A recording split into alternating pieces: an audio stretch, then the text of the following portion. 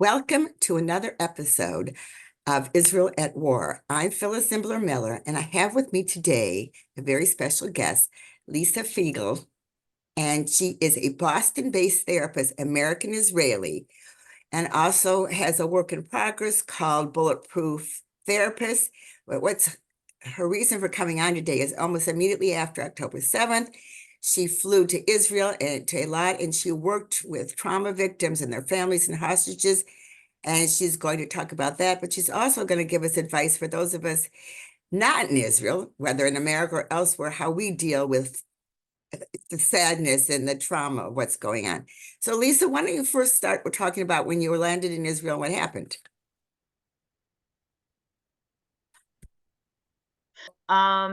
The first thing I noticed is that the airport was very empty. El Al was the only airline flying internationally to the United States. And I said, oh, it's too bad that it's an unfortunate reason, but it's really great that the airport isn't crowded, which is an Israeli sense of humor. When I arrived in Eilat the first day and went to an orientation, the woman facilitating the group said, "Don't be worried to say something funny. Even in the Holocaust, there was humor." And I was quite relieved. And she happens to be an expert on the Holocaust and humor, and how humor in the Holocaust was one of the important factors for resilience. So if I'm funny, it's not because I don't take seriously the tragedy, but because I focus on fostering resilience and having a sense of humor. For the Jewish people has always been very important. For Israelis has always been important. And in this difficult time, it's even more important because so many people feel helpless and hopeless. So I want to start by talking about the difference between a tragedy and a trauma. Okay. Because we hear the word trauma a lot, trauma this, trauma that. And so, what is the difference between tragedy and a trauma? The difference is that in a traumatic situation, we feel helpless, we feel hopeless, and we feel powerless. And we feel like the world as we knew it no longer exists. We feel like the order and sensibility of life has been taken away. And the reason it's important to talk about that distinction is, first of all, if everything's a trauma, then the word loses its meaning. But it's also because then we know what we need to do to support people in a traumatic situation. If we feel hopeless, we want to try to find a way to instill hope. If people feel powerless, we want to find a way to empower people. And you can do that in very simple ways. I've been doing this work for over 30 years. And I can tell you a story of one time a young woman came to a program I worked with. I started a program for young women who were survivors of traumatic situations and were still living in traumatic situations. And she walked into our office, and we were about to sit down for a meeting. And my colleague said to her, "Where would you like to sit?" And the girl said, "Oh, it doesn't matter. I don't care." And my colleague said, "Yes, it does matter, because in this room, you have a choice and it's your decision." It's such a small, small thing. But when you think about it, it's huge. First of all, kids, people treat them sometimes like they're a piece of luggage, and you can just take them and they're supposed to just do what you tell them. And second of all, to tell a person you have a choice, and this is a place where you're going to be able to choose, tells the person this is what we call a trauma informed program. Mhm. We are trauma informed because we understand that everything we do and everything we say has to carry with it the fulfillment, a goal of trauma treatment. And so if we understand the principles of what makes something traumatic, then we know what it is we need to do. And if we look at every interaction as clinically meaningful, it's what I call creating a therapeutic milieu. Israel, the entire state of Israel, right now is a therapeutic milieu. The entire Jewish people Yes. are a therapeutic milieu. Everyone is raw. Everyone is raw to the touch. Anybody will be triggered and jump at the slightest word. And the need to soothe and to comfort at the same time as empowering and giving opportunity to foster change and take action. That's the best intervention, because in that moment, people feel empowered. Now, I can give you an example of this. It might seem unusual, but most of what I do is unusual. I was staying at, I wasn't working and living in the same hotel. And the hotels, every hotel had a different group of evacuees. I was working with Malon Yam Suf, the Red Sea Hotel, and Kibbutz Nir Oz and Kibbutz Kerem Shalom were there. But I was staying in the Austral Palma Hotel, which was mostly people from Ashdod and Ashkelon, people who the army didn't evacuate, and it wasn't as organized. And I was the only mental health professional sleeping in the hotel. And one morning I woke up and I heard a woman shrieking and sobbing, and I heard a child shrieking and sobbing, and this was going on, and it was supposed to be my day off. And I was kind of luxuriating in bed, picturing all the things I might do with such a day. And the screaming went on, and I said, well, I guess I'm up. Been trying to talk to her, trying to calm her. And I said, hi, my name is Lisa. I'm a trauma therapist. I said to the other woman, I got this. Don't worry. She seemed quite relieved that I said that. And I said to the woman who was crying and holding a baby, what happened? And I'm going to help you. I didn't just say what happened. I said, I want you to tell me what happened so that I can help you. And she said, the railing on the stairs is loose. And my child was walking up the stairs holding on to the railing, and the railing, this sobbing and screaming. And she said, things should be sturdy. Things should be stable. Things should work like they're supposed to. And I said to her, you are absolutely right. And I am so grateful to you for bringing this to my attention. I'm going to walk you to your room, and you and your daughter are going to sit down, and you're going to have a glass of water. And I promise you, I'm going to take care of this right now, and I will be back. And I went and I found the manager of the hotel, and I said, listen, my name's Lisa. I'm a trauma therapist, and I want to tell you that this loose railing is a trigger for traumatized people. And these people, the whole world is so unsteady right now. This railing needs to be steady. And he goes, okay, I'm going to take care of it. And I said, well, should we put some yellow tape around it, hazard tape, so people won't hold on to it? He goes, no, you don't understand. I'm going to take care of it right now. And I said, well, should I go stand guard there so nobody's? He said, I'm doing it right now. And lo and behold, within the 10 minutes, that railing was fixed. And I went and I got the mother, and I said to her, I would like you to please hold on to this railing and walk up and down the stairs. And she said, my God, God bless you. You're amazing. You saved me and my child.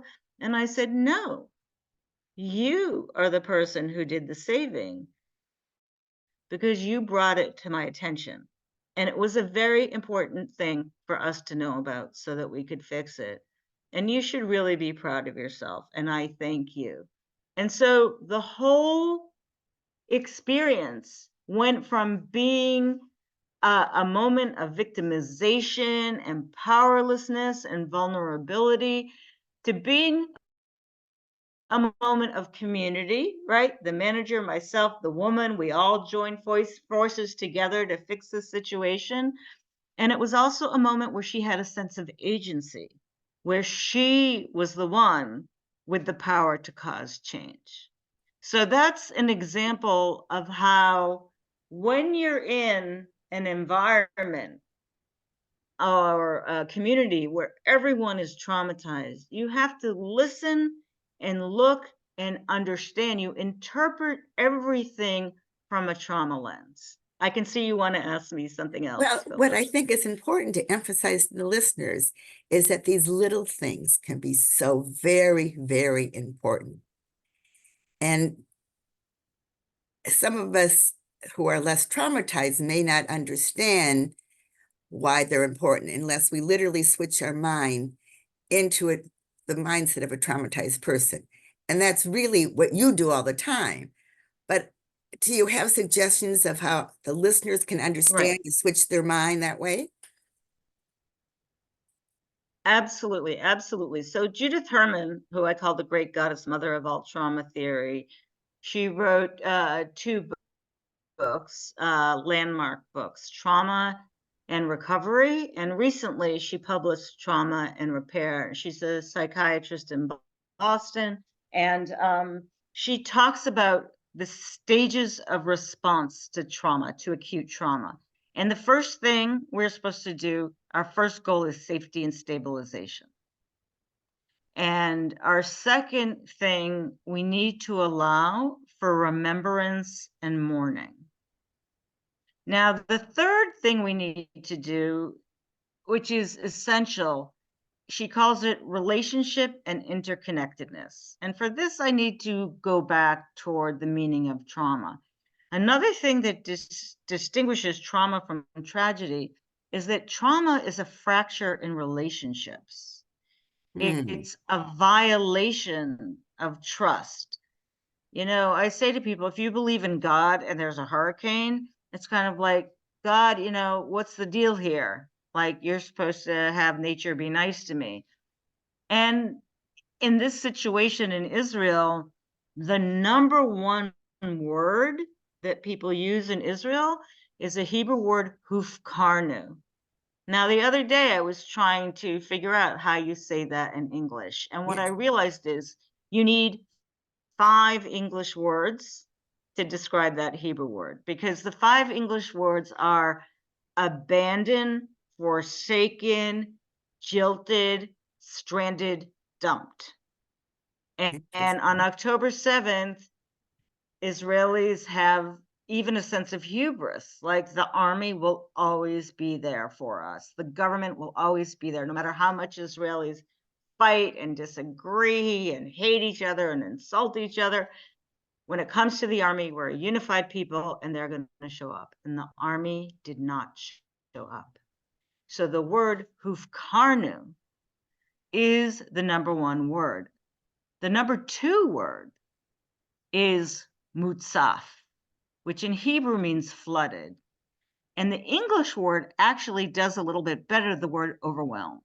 Anybody Oh, you speak to will say, I'm overwhelmed, who's Jewish or Israeli or whatever, right? So taking us back to the question of trust, it's a violation of trust, the contract. And I think for American Jews, you know, I'm Israeli and American, so I understand both sides of the coin. For American Jews, it's our job to support Israel without question, without controversy, just support Israel. And Israel, in exchange, will be the place we can go where we'll always be safe, right? We don't need a secret annex because Israel's our secret annex, right?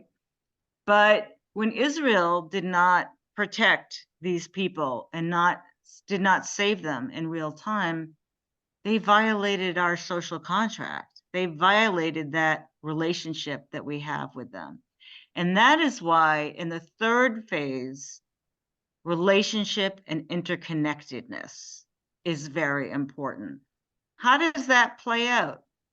I can tell you quite simply, because I train students, I supervise clinicians, and they would always say to me, they'd come new and newly deployed, and they'd say to me, what do I say to a kid, who's been through this?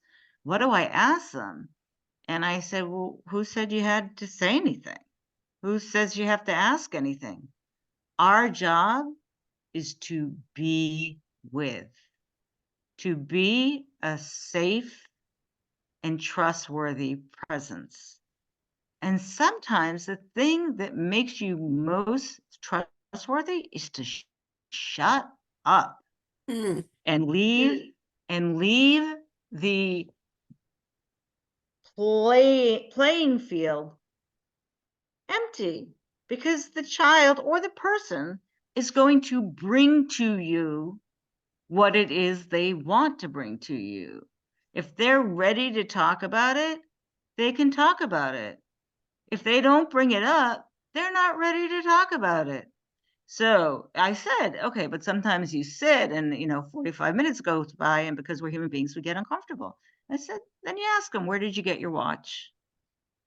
Where did you get your shoes? Now, for these people, that's a huge deal, because many of them were evacuated from their kibbutzim barefoot without anything. And so they're going to tell you a story. The thing that they're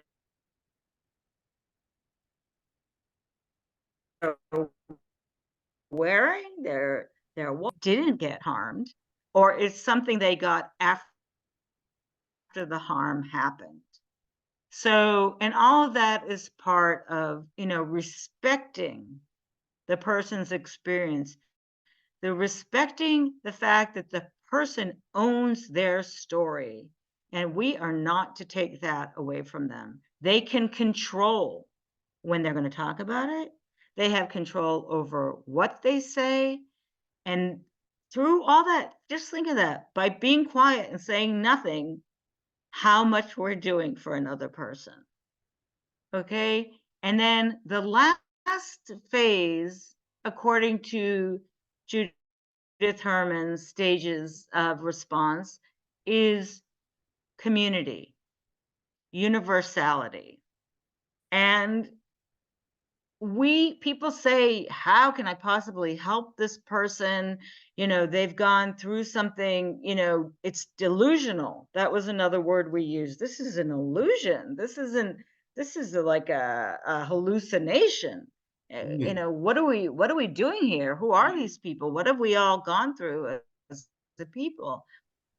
And yet there is a way in which we can connect to them. And so this father, just so you know, like, I didn't walk around with an ID tag that said therapist. All the other therapists did. I'm just not like that. I don't like ID tags, And but they knew I was a healing presence, because what I would do is I would kind of watch around me, and I would see someone who looked particularly upset, and I would bring them a glass of water. Why would I bring them water? Because water is the first intervention in trauma. Why is that? Because when we face acute trauma, cortisol floods our brain. It leaks out, and it's a chemical from our brain that floods our brain, and it dehydrates us. And so the first thing people need to do is drink water. Now, that's how I was trained, and that's what I do. But what I also noticed is that in trauma, oftentimes we separate our mind from our body, because the experience is so overwhelming, we can't tolerate it. And, people talk about floating up to the sky and watching themselves from above, and the thing is happening to them, but they're watching it happen to them like it's a movie. They're not experience it. And that's a very healthy defense. It's called dissociation. We're dissociating our body and our mind. The problem is that once the acute traumatic experience is over, we need those parts of ourselves to all be connected to each other to function. And the action of drinking water, you have to control your autonomic system. You have to have your sense of touch. You have to have that sense of contact. You have to be able to swallow. You have to feel the water coming down. All those parts of us that have been broken apart can be brought together within the act of drinking the water.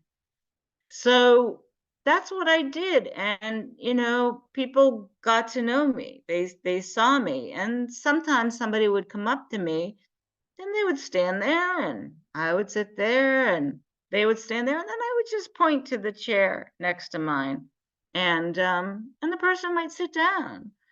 And on this particular day, this man sat down and he told me a life story and how this chapter fit in to his whole life story.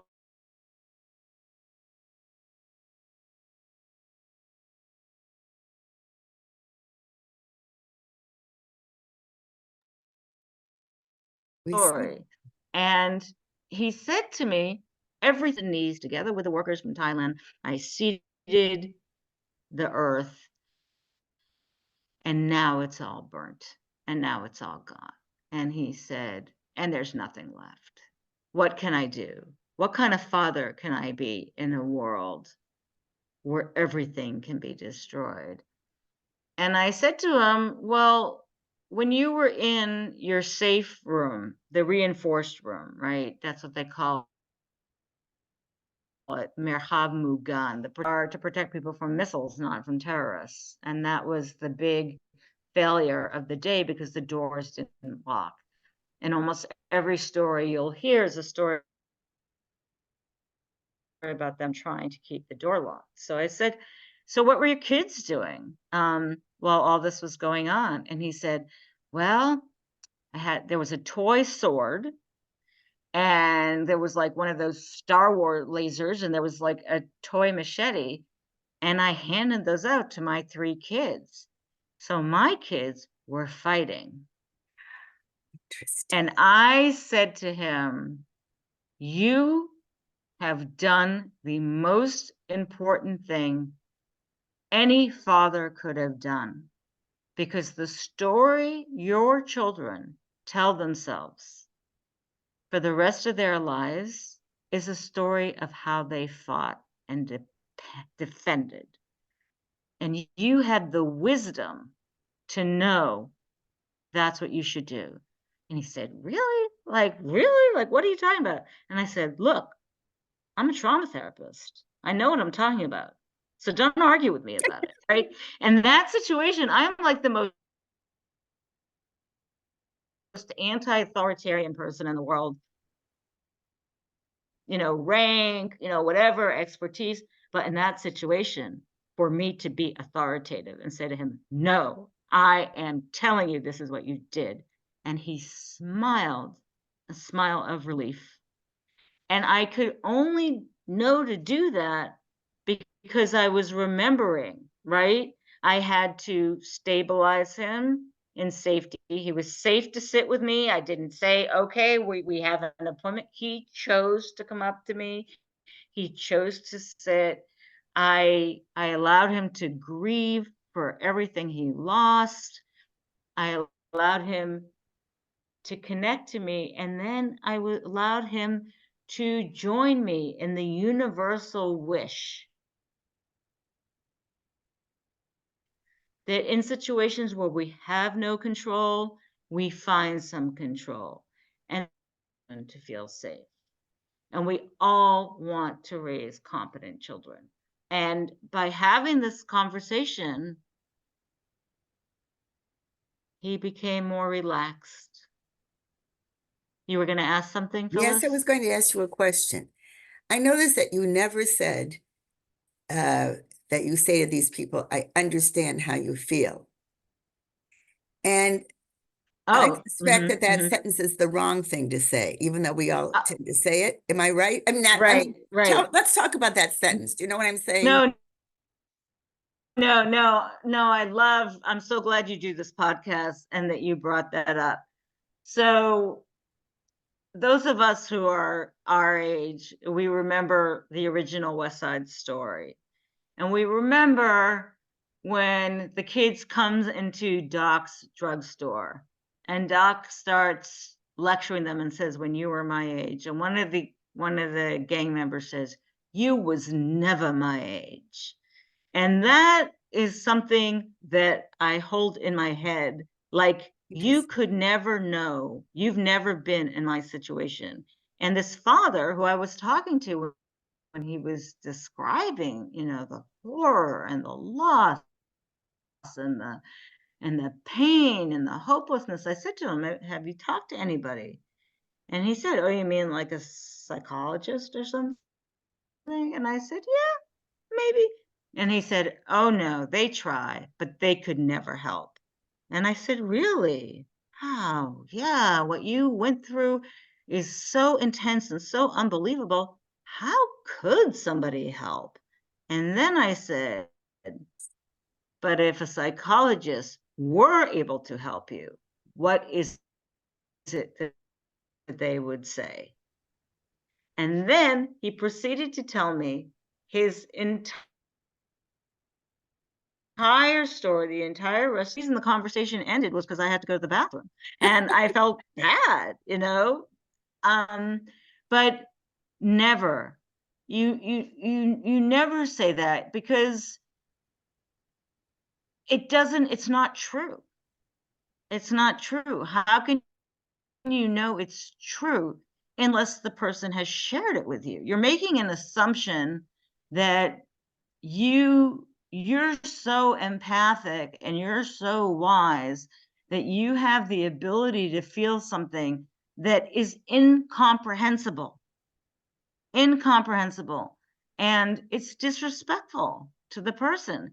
It doesn't mean you can't connect. When I talk about universality, you know and people say, oh, my mother died, but she died of old age, and we all knew it was coming, and I know how painful that was for my family, but it's nothing compared to what these people went through, and so I could never help them.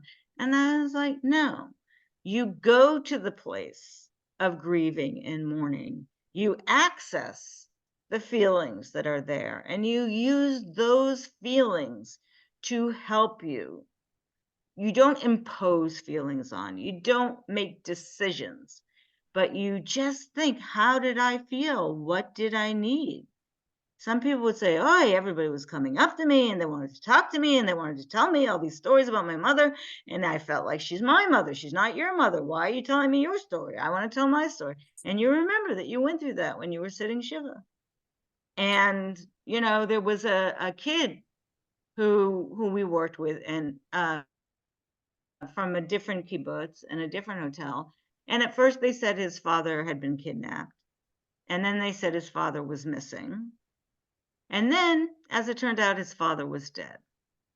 And his counselors, his, madrichim, his youth counselors, were all going to the funeral.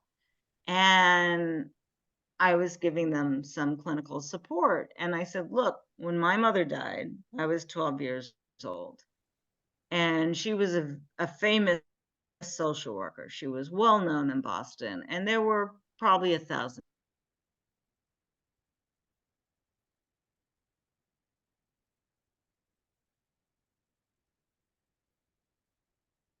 Lisa seems to, her connection. people Go at ahead. her Okay. funeral.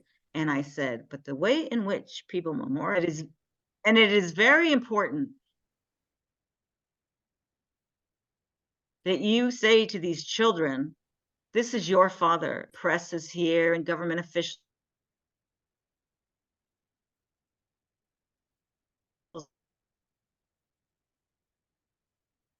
are here, and that, dignitaries are here. This is your dad. They did that. And it was very important that they were able to do it. But I accessed that from my memory of my experience of what I went away from the ability to be empathic because it was under such different circumstances, you know.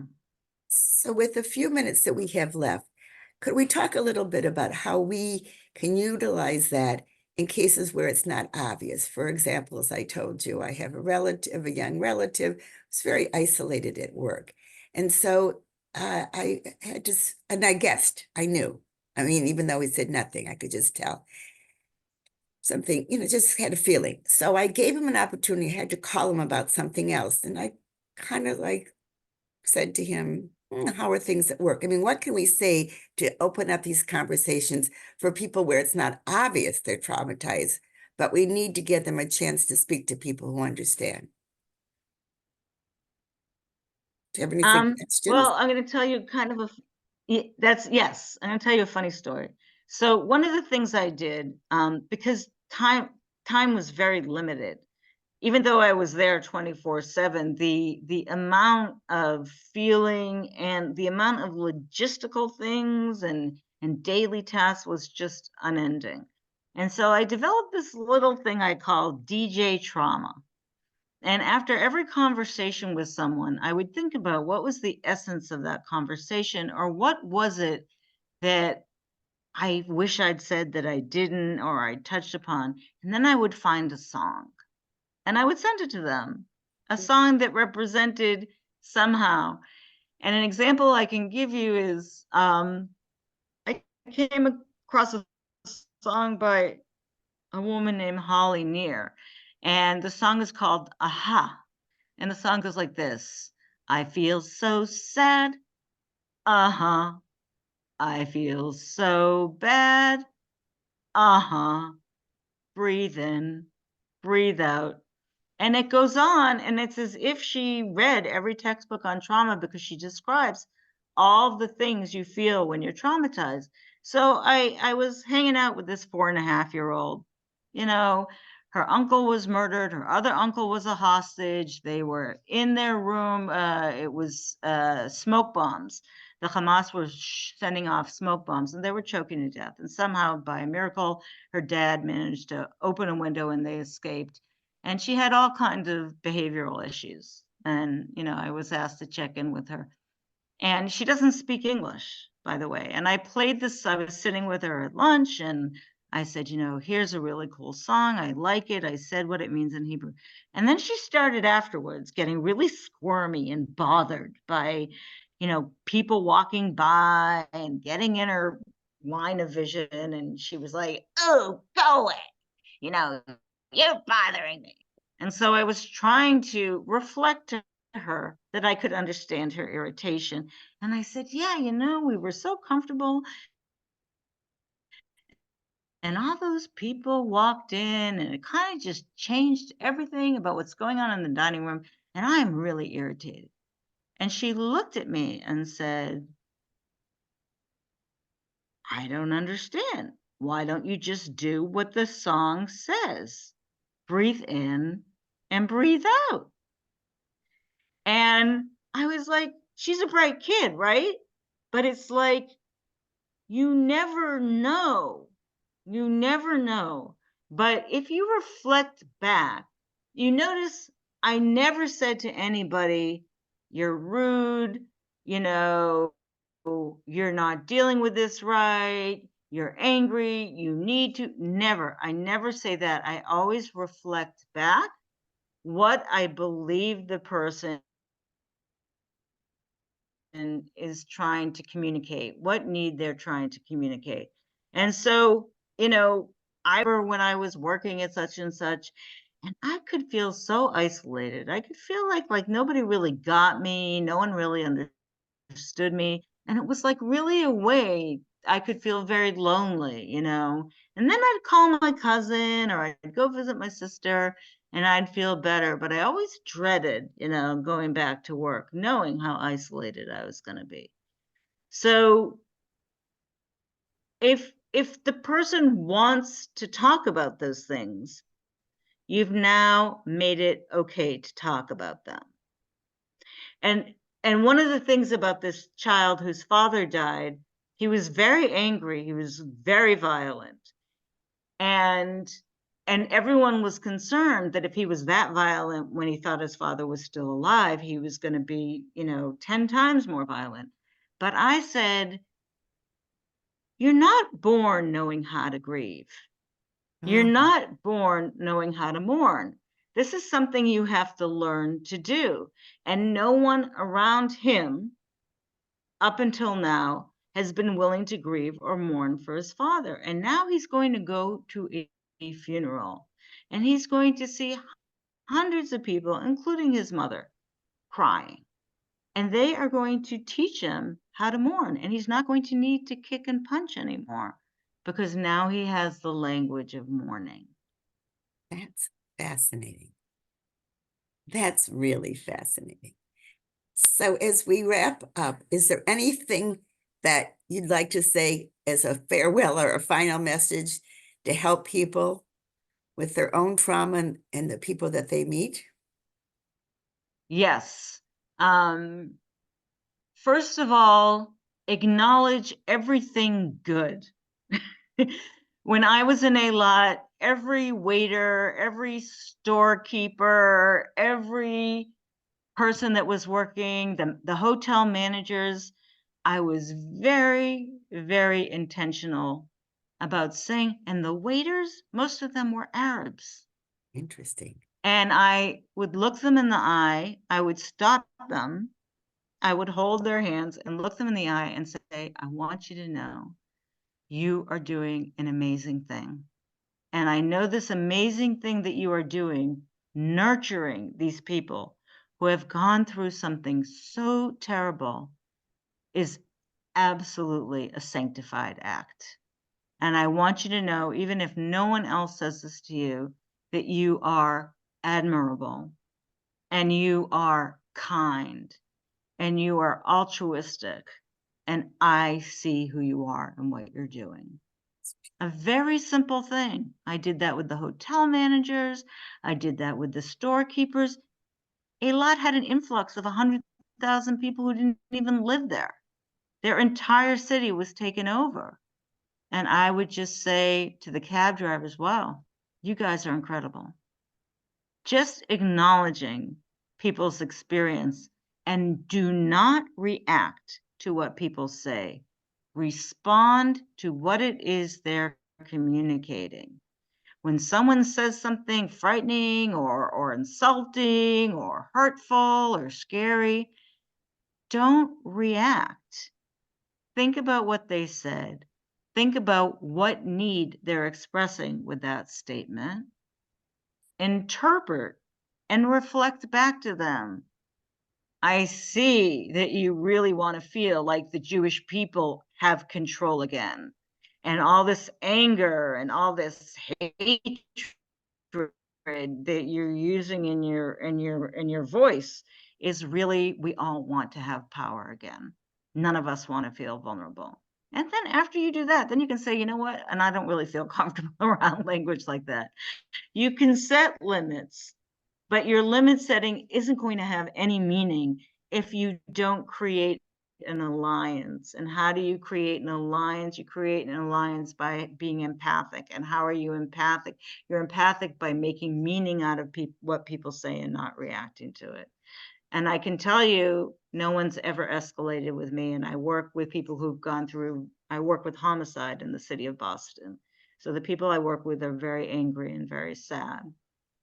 And I've never been attacked. I've been threatened. I'm threatened all the time. In fact, if I don't get threatened, I feel like I haven't done my job, That might because be I'm funny, someone but safe. it's kind of interesting. Yeah. So, Yeah. Because I'm a safe person, because they know I'm a safe person. And right. I'd rather they insult me than they go and shoot somebody. That's like a small price to pay for de-escalation. Lisa, this has just been a wonderful Yeah. talk that I hope many people listen to and get comfort and agency themselves of what they can do following your advice. And I thank you for all the good work that you do. I thank our listeners. And as unfortunately, I have to end every podcast of Israel at War by saying, bring them home.